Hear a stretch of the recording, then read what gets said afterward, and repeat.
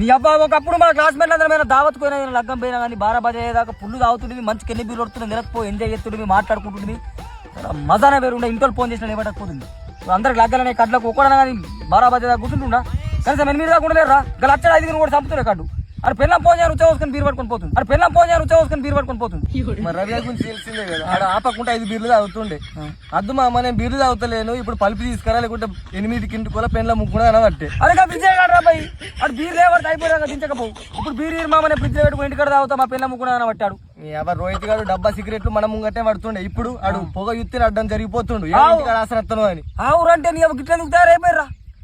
లగ్గం అంటేనే భయం పడుతుందిరా పెళ్ళం వచ్చినప్పుడు గమ్మతుంటది 3 సంసారం తర్వాత 8కి 7:30కి ఫోన్ చేసుడు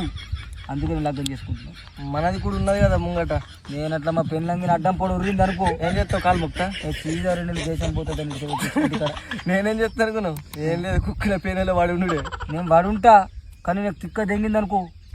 కాలు ముక్తా తప్పైందంట పడుండు అంటే గాడేరా బాబు మన లగ్గమైంది చూడు అటు పెళ్ళకు నిజంగా నృత్యం పోసుకుంటాడట నేను కూడా ఫుల్ తాగత్తా ఏమైనా ఎక్స్ట్రా చేసింది అనుకో కాలు ముక్కు తప్పైందంట